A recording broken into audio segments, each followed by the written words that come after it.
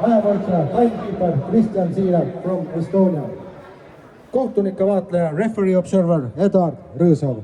Ja nüüd kätte on jõudnud koosseisude aeg. The line-ups are line-up for Team Norway.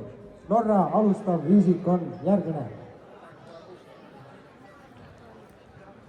Number 1 Paškov, number 14, number 14 Edwin Stöf ja number 18 and number 18 Raul Männi.